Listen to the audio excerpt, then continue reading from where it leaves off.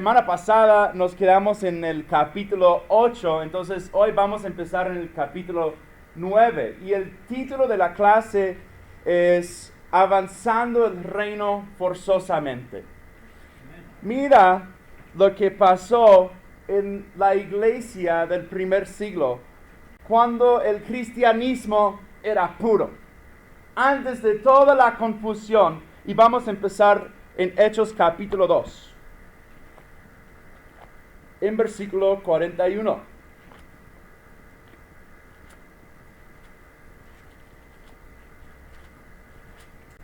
Come on, Jared.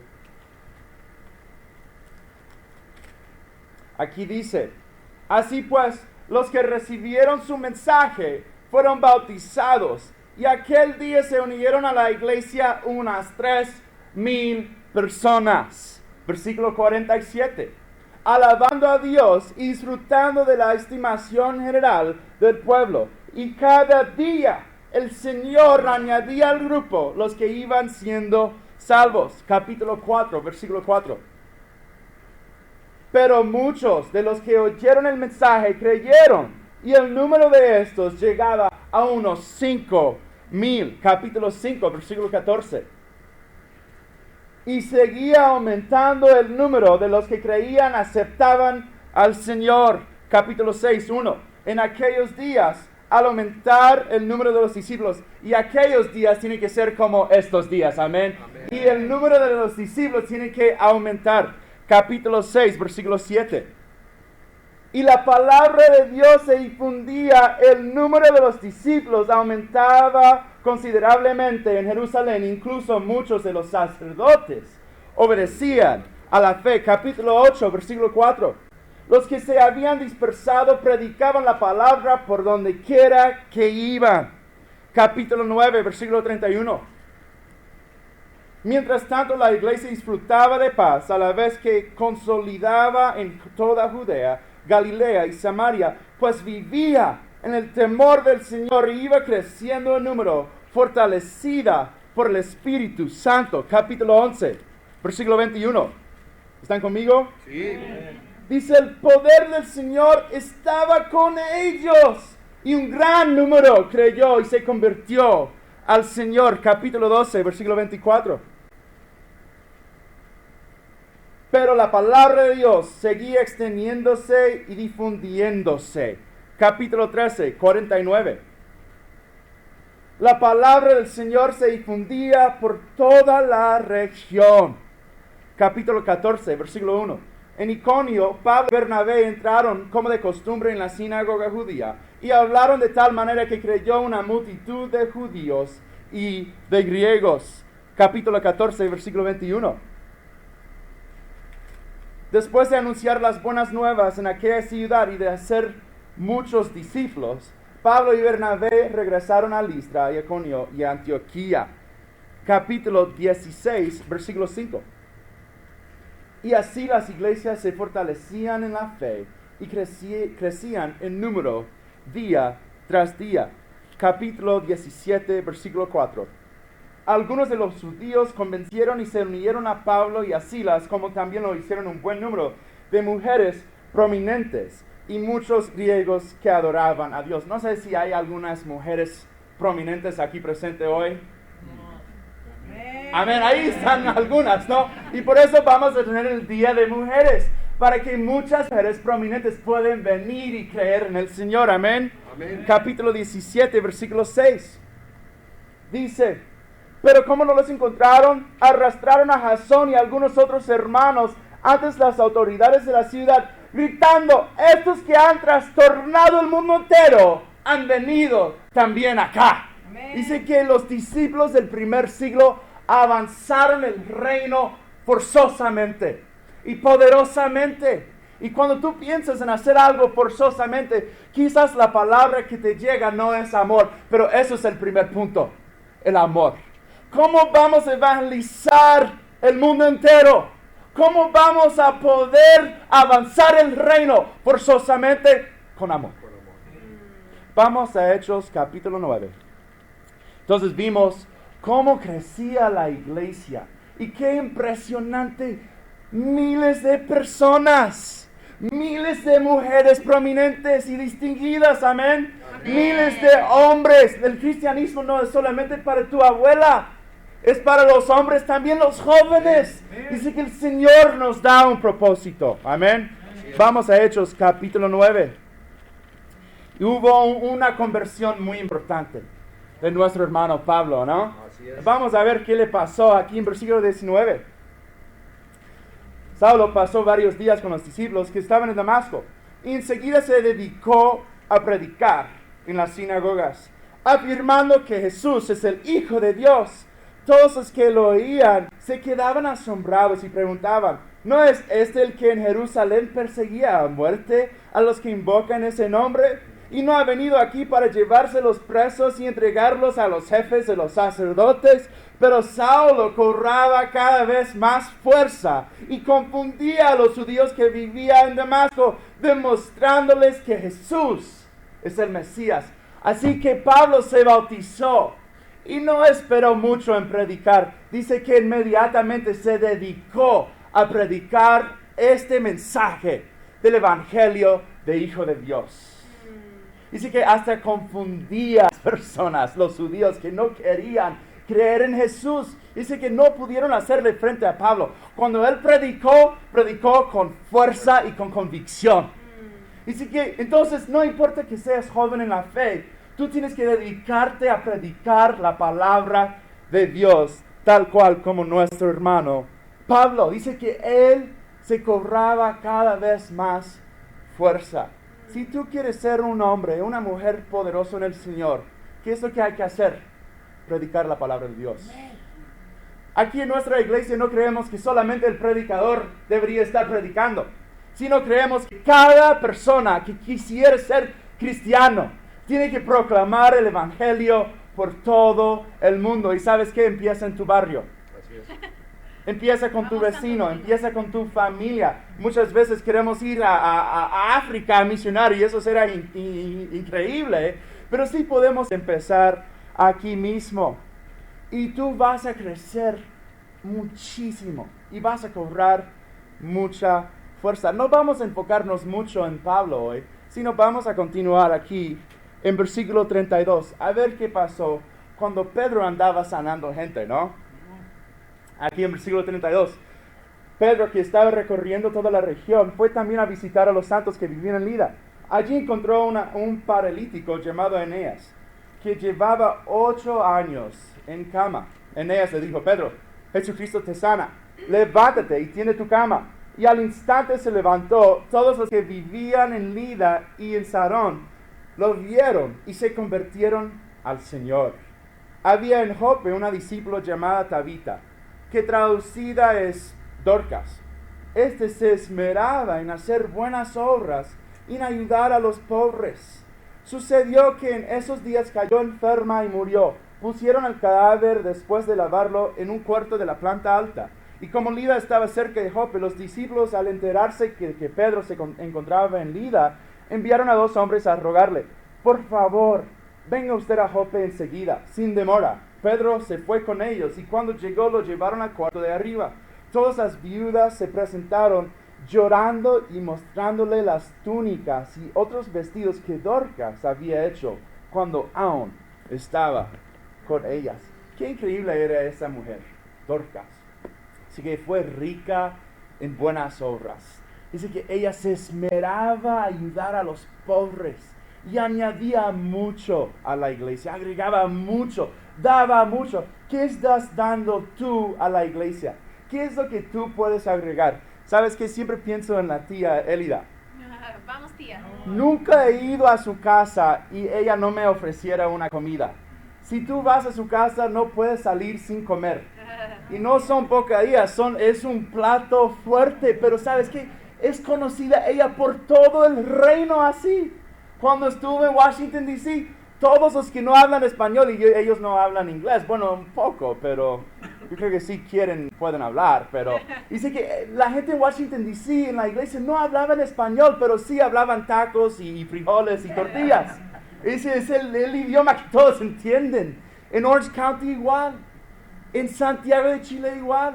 La tía es conocida, está añadiendo agregando algo increíble a la iglesia. ¿Sabes qué? Necesitamos gente así, necesitamos madres en la iglesia. Sí. Que nos va a cuidar. Yo soy joven, yo necesito madre. Yo sé que pensaban que era más viejo.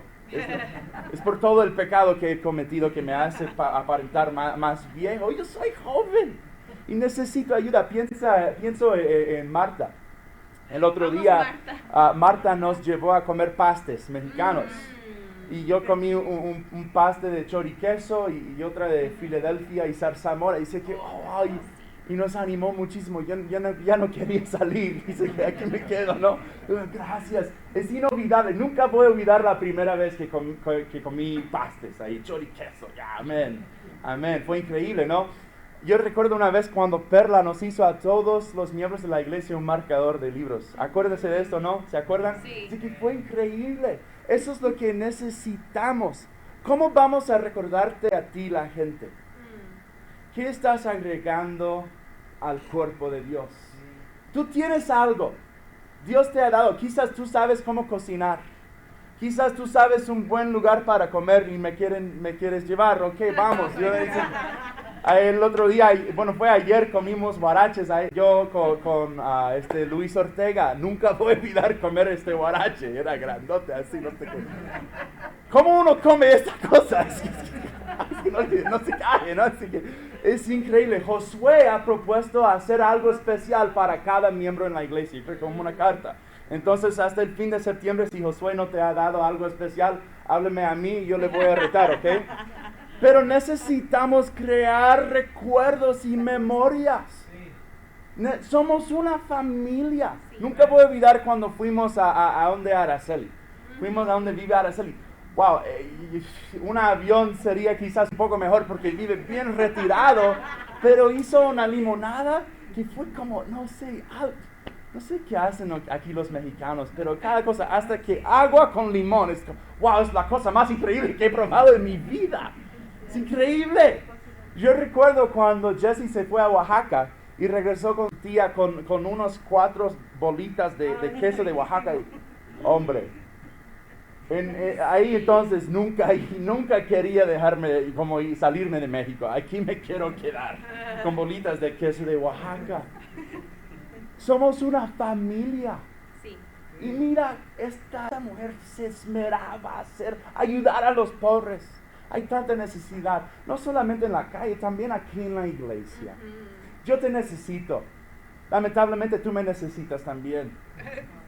Pero somos un cuerpo. Si alguien sufre, sufrimos todos. Si alguien tiene una victoria, todos somos victoriosos. Sí, amén. Y es increíble formar parte de esa gran familia. Mira lo que pasa aquí en versículo 40. Pedro hizo que todos salieran del cuarto. Luego se puso de rodillas y oró. Volviéndose hacia la muerta, dijo, Tabita, levántate. Ella abrió los ojos y al ver a Pedro se incorporó. Él, tomándola de la mano, la levantó. Luego llamó a los creyentes y a las viudas, a quienes la presentó viva. La noticia se difundió por todo Jope y muchos creyeron en el Señor. Pedro se quedó en Jope un buen tiempo en casa de un tal Simón, que era curtidor. Dice que la noticia se difundió por toda esta región. Todos se enteraron del amor de los discípulos. Vamos a Juan capítulo 13. Queremos avanzar el reino forzosamente, ¿cierto? Entonces necesitamos las armas. Juan capítulo 13. Nuestra arma más potente es el amor. Versículo 34. Este mandamiento nuevo les doy, que se amen los unos a los otros, así como yo les he amado. También ustedes deben amarse los unos a los otros. De este modo todos sabrán que son mis discípulos si se aman los unos a los otros. Todo México se va a enterar de nuestra iglesia, aunque ahorita somos pocos. Si hay amor entre nosotros, como hubo este amor entre los 12, dice que así sabrá toda la república que somos de Dios. Y así vamos a avanzar forzosamente el evangelio aquí en México. La pregunta es si tú nos quieres acompañar o no. El reino de Dios va a seguir avanzando contigo o sin ti. Y no sé de ustedes, pero yo quiero que se avance conmigo, ¿no? Yo quiero avanzar con Él. Va a ser increíble. ¿Cómo? Cuando nos amamos los unos a los otros. Cuando tú estás haciendo algo especial para tus hermanos y tus hermanas. Y si puedes. Si tú eres talentoso. Si tú tienes algo para dar. Dice en Juan, 1 de Juan, capítulo 4, que el amor echa fuera el miedo. No deberíamos tener miedo de confiar en Dios ni en los hermanos de la iglesia. Cuando tú amas a Dios, no vas a tener miedo en tu corazón. Pienso en Carlos Mejía. Este es mi mejor amigo. Él me ha entrenado y sigue entrenándome en el ministerio. Y ¿sabes qué? En muchos sentidos me salvó. Esto me sacó de un lugar bien bajo. Yo estaba luchando mucho espiritualmente y me tomó bajo su ala y me amó y me entrenó. Pero a veces llegó un punto cuando me costó un poco trabajo de confiarme en él, decir, oh, ya sí me ama. Porque a veces amor no siente como amor, ¿no? Pero hay una gran diferencia entre sentimentalismo y amor. Amor es cuando alguien te dice la verdad y te ayuda a cambiar. Eso es un gran acto de amor. No solamente decirte que tú te pareces bonita, eso no es amor. ¿Ok? Es un poco diferente. A veces eso es lo que queremos, pero Carlos me ha entrenado, me ha retado, me ha disciplinado, me ha discipulado y ha sido increíble. ¿Sabes qué? Somos así. Tenemos una cercanía increíble. Pienso en Raúl Moreno. Tenemos una unidad entre él y yo, hay una cercanía increíble. Es el punto número 2, unidad.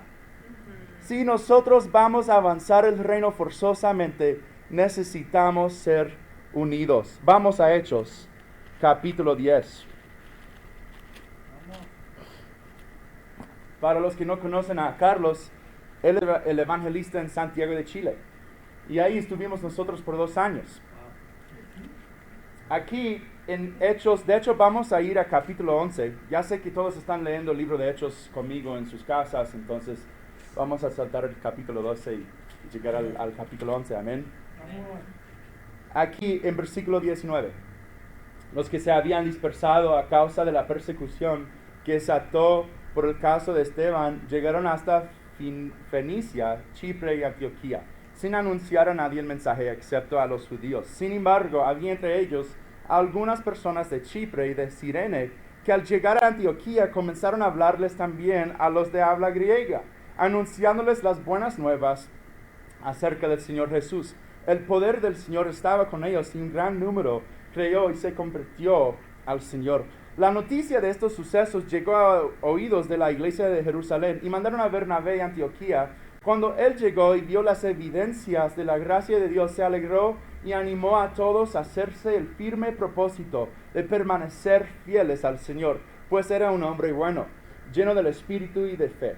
Un gran número de personas aceptó al Señor. Después partió Bernabé para Tarso en busca de Saulo, y cuando encontró lo llevó a Antioquía. Durante todo un año se reunieron los 12 con la iglesia y enseñaron a mucha gente.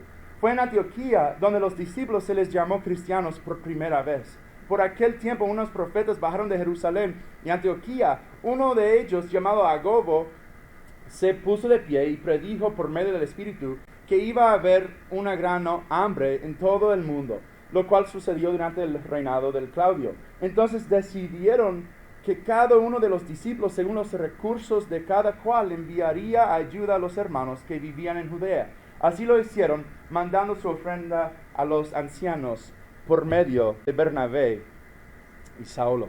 Es increíble aquí. En Antioquía los estudiosos piensan que la iglesia creció a ser unos 50, 60 mil discípulos. Y ese Bernabé estaba ahí chambeando, ¿no? Trabajando. ¿Y qué pasó? Llegó a un cierto punto cuando Bernabé se dio cuenta, yo necesito ayuda. Necesito ir por mi amigo Saulo. Entonces fue a Tarso, dice que, Saulo, ¿dónde estás? Ahí está. Entonces lo llevó a Antioquía y los dos unidos enseñaron a mucha gente. ¿Sabes qué? Eso es lo increíble de ser parte del movimiento. Yo no voy a estar aquí en México para siempre. Ya en 8 años he movido unos 5 o 6 veces. Eso es mi quinta iglesia en 8 años. Y no será mi última. Ya no vamos a estar aquí en México para siempre, pero eso no importa. porque somos parte de un movimiento. Y va a venir un Pablo, va a venir una Bernabé para seguir predicando el Evangelio aquí en México. Pero necesitamos ser unidos. Mira, no dijo, oh ya, mira, yo soy Bernabé, ya lo hice, yo sé mejor, entonces lo sigo haciendo solo. Dice que no, necesito mi amigo, necesito mi compañero. Y llevó a Pablo a Antioquía. En la conferencia en Los Ángeles fueron nombrados unas 13 parejas de líderes de sectores mundiales. Es increíble, por todo el mundo. Cada sector, digo India, Australia, China, África, Europa, tiene una pareja que están encargados de llevar el Evangelio a toda esta región. Aquí en Centro y Suramérica tenemos Raúl y Linda Moreno. Ellos son increíbles. ¿Sabes qué es lo que me encanta de ellos? Son tan humildes. Este Raúl es bastante humilde. Me encanta hablar con él.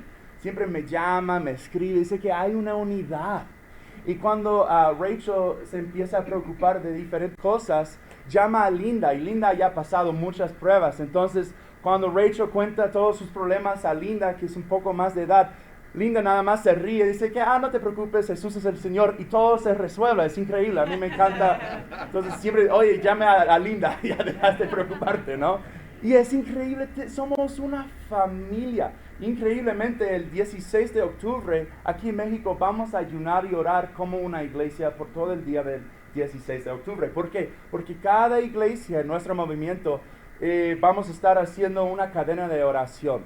Por un día, desde ahora hasta el fin de octubre, una iglesia va a estar orando y ayunando en este día. Es para las ofrendas especiales que están haciendo en los Estados Unidos, y están haciendo estas ofrendas especiales para las iglesias afuera de los Estados Unidos, porque necesitamos dinero si vamos a evangelizar el mundo. Entonces, ¿qué es lo que podemos hacer nosotros? Arrodillarnos, orar y ayunar. Sí. Y va a ser increíble porque va a crear una unidad entre nosotros. Mira lo que pasó en versículo 29. Dice, entonces decidieron que cada uno de los discípulos, según los recursos de cada cual, enviaría ayuda a los hermanos que vivían en Judea. Ellos decidieron. Confiar es una decisión. Amar es una decisión.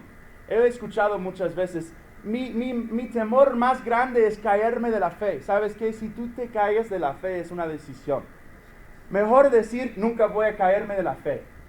Siempre voy a seguir a Jesús. Es una decisión que tú puedes tomar, ¿sí?, cuando te pones serio en seguir a los mandamientos de Dios. Sí. No es una cuestión de suerte, ni de, ojalá no caiga de la fe. No, quédate aquí con el Señor y con nosotros. Increíblemente, este Bernabé vio la evidencia de la gracia de Dios. ¿Qué es bautismos? Son los bautismos.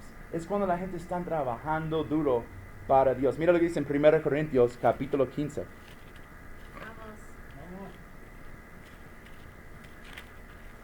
Aquí en 1 Corintios capítulo 15. Pablo entendió muy bien esta idea de la gracia. Aquí en capítulo 15, versículo 1. Ahora, hermanos, quiero recordarles, en versículo 9. Admito que yo soy el más insignificante de los apóstoles, y que ni siquiera merezco ser llamado apóstol, porque perseguí a la iglesia de Dios. Pero por la gracia de Dios soy lo que soy, y la gracia que Él me concedió no fue infructuosa. Al contrario, he trabajado con más tesón que todos ellos, aunque no yo, sino la gracia de Dios que está conmigo. En fin, ya sea que se trate de mí o de ellos, esto es lo que predicamos, y esto es lo que ustedes han creído. Si tú entiendes la gracia de Dios y qué tan bueno Dios ha sido contigo, vas a estar trabajando más duro que cualquier otra persona. Entonces, la gracia igual a trabajo. La gracia igual a fruto del Espíritu Santo y del Evangelio, que son bautismos. Cuando hacemos discípulos verdaderos y fruto que perdure. Gente que han decidido a nunca dejar a Dios y nunca irse de su iglesia, pasa lo que pasa. Mira lo que dice en 2 Corintios capítulo 6, versículo 1. Nosotros, colaboradores de Dios, les rogamos que sí reciban su gracia, que no reciban su gracia en vano, porque Él dice, en el momento propicio te escuché, y en el día de salvación te ayudé. Les digo que este es el momento propicio de Dios. Hoy es el día de salvación. Si hoy sientes que la gracia de Dios quiere entrar en tu corazón, que no la niegues. Porque una vez que la gracia te llega, vas a tener que responder. Sí. Dice que no la recibas en vano. El griego ahí quiere decir, cuando está aplicado a un hombre, recibir algo en vano es cuando tú llegas con una mano vacía. Y tú llegas sin un regalo para Dios. Cuando tú entiendes la gracia, vas a llegar con las manos llenas, ¿no?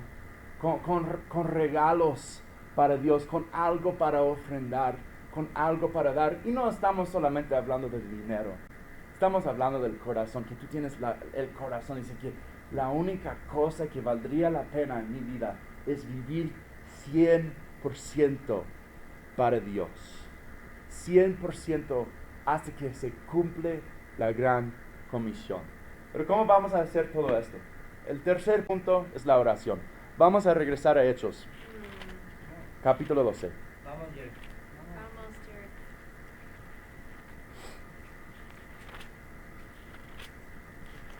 Amor, unidad y la oración. Aquí dice en versículo 1. Hechos 12. En ese tiempo, el rey Herodes hizo arrestar a algunos de la iglesia con el fin de maltratarlos. A Jacobo, hermano de Juan, lo mandó matar a espada. Al ver que esto agradaba a los judíos, procedió a prender también a Pedro. Esto sucedió durante la fiesta de los panes sin levadura. Después de arrestarlo, lo metió en la cárcel y lo puso bajo la vigilancia de cuatro grupos de 4 soldados cada uno. Tenía la intención de hacerlo comparecer en juicio público después de la Pascua. Pero mientras mantenían a Pedro en la cárcel, la iglesia oraba constante y fervientemente a Dios por él. ¿Qué tal tu oración? Dice que la iglesia estaba orando constantemente y con mucho fervor. Cuando tú quieres que algo pase en tu vida, ¿qué es lo que hay que hacer? Orar. Pero con constancia. Dice que no dejo de orar. Voy a estar orando hasta que Dios me conceda lo que quiero ver. Y obviamente fue la voluntad de Dios que Pedro se librara del cárcel. Pero la iglesia estaba, por favor, imagínate de perder a Pedro. ¿Qué iba a pasar a la iglesia? No puede pasar, Dios, por favor. Y así constantemente oraba y con mucho fervor. No era nada más, oh Dios, no era como, con calor, con intensidad y con seriedad oraba, esperando que Dios les haría lo que ellos le estaban pidiendo. Sí. Entonces vamos a seguir lo que pasó, a ver lo que pasó. La misma noche en que Herodes estaba a punto de sacar a Pedro para someterlo a juicio, este dormía entre los soldados. Esto es animante, ¿no?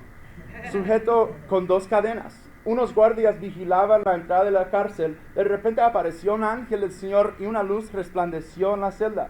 Despertó a Pedro con unas palmadas en el costado y le dijo: date prisa, levántate. Las cadenas cayeron de las manos de Pedro.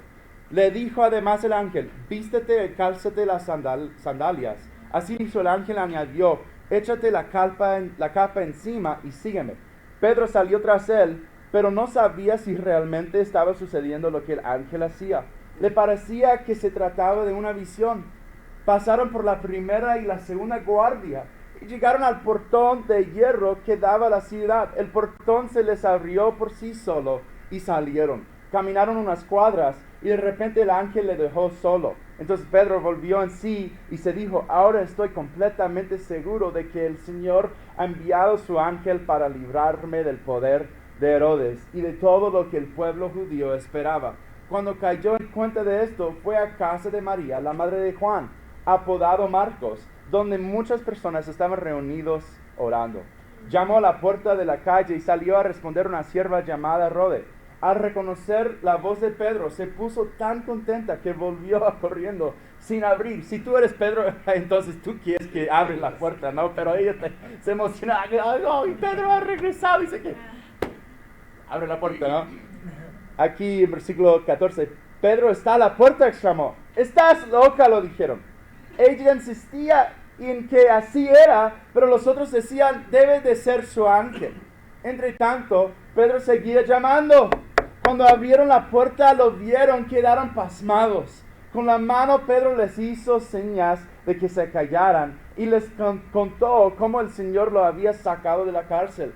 Cuéntenles esto a Jacobo y a los hermanos, les dijo. Luego salió y fue a otro lugar. Al amanecer se produjo un gran alboroto entre los soldados respecto al paradero de Pedro. Herodes hizo averiguaciones, pero al no encontrarlo, les tomó declaración a los guardias y mandó a matarlos. Después viajó a Judea y a Cesarea y se quedó. Allí dice que la iglesia estaban orando. Y todos queremos ver que Dios nos responda, ¿no? Que Dios haga un milagro en nuestras vidas. Todos tenemos familiares y oramos, pero mi pregunta es si estás orando constantemente o nada más unos 5 minutos antes de salir a la casa. Eso no basta, no te basta con esto, tienes que orar constantemente y con fervor. Y eso es lo que tenemos que hacer aquí en la iglesia. Y cuando mantenemos la vara de Dios puesto y que los otros hermanos están apoyando a nuestros brazos y no bajamos la vara de Dios, la batalla se va a inclinar hacia nosotros. Vamos a ver muchos bautismos, vamos a ver muchas restauraciones cuando estamos orando constantemente y con mucho fervor. Entonces, todo lo que hacemos se trata de Dios. Deberías esperar al Señor y estar orando, mejor que angustiándote, tratando a crear algo que tú no puedes. Con la oración eres una persona muy poderosa. Como dice en Zacarías 4:6, no por fuerza ni por ningún poder, sino por mi espíritu, dice el Señor. Así es. Se trata de Dios. Y hay que dar la gloria a Dios, ¿no? Estaba hablando con mi tío Abelardo y él me da todos los secretos de la cultura mexicana. La semana pasada me dijo que todos son mentirosos, desde México a Chile. Dice que yo no lo dije, él lo dijo, dice, es mexicano. Dice que... Es verdad. Triste, pero... Entonces, esta semana me dijo otra cosa, dice que sabes que los mexicanos quieren estar pegados al líder, al mero mero, a la gente con posición y con poder. Dice que, yo quiero estar ahí, pegado a este, que tenga posición y poder, y les atrae. Dice que, y los demás que están bajo de ellos, pero eso es muy peligroso. Y aquí en la iglesia damos la gloria a Dios. Y a Dios sea la gloria. Sí necesitamos obedecer y respetar los líderes, absolutamente. Pero Dios es nuestro líder. Dios es la cabeza de la iglesia. Mire lo que pasa aquí en versículo 20. Herodes estaba furioso con los de Tiro y de Sidón, pero ellos se pusieron de acuerdo y se presentaron ante él, habiéndose ganado el favor de Blasto, camarero del rey, pidieron paz porque su región dependía del país del rey para obtener sus provisiones. El día señalado, Herodes, ataviado con su ropaje real, sentado en su trono, le dirigió un discurso al pueblo. La gente gritaba, ¡voz de un Dios, no de hombre! Al instante un ángel del Señor lo hirió porque no le había dado la gloria a Dios, y Herodes murió comido de gusanos. Pero la palabra de Dios seguía extendiéndose y difundiéndose. Dice que este fue comido por gusanos. Yo no sé de ustedes, yo no quiero morir así, que unos gusanos me estén comiendo. ¿Sabes que los gusanos son muy asquerosos? Estaba viendo alguien publicó algo en Facebook de mi chocolate favorito. La abrieron y habían gusanos entre la chocolate. Dice que nunca voy a volver a comer esta cosa, qué asqueroso. No les voy a contar la cosa que pasó cuando fui a la casa de los hermanos y no habían tirado la basura por unas semanas. Dice que habían habían unos gusanos ahí en la basura. Eso es lo que pasa cuando tú no ordenas la casa. Llegan unos gusanos. Y eso es lo que pasa cuando tú no das gloria a Dios. Dice que la palabra de Dios seguía extendiéndose y la palabra aquí difundiéndose. La palabra de Dios va a seguir. Tú y yo no tanto. Mejor das la gloria a Dios, quiere decir que vas a obedecerle. Y vas a seguir sus mandamientos para que tú y yo no seremos comidos por gusanos. Amén. Amén.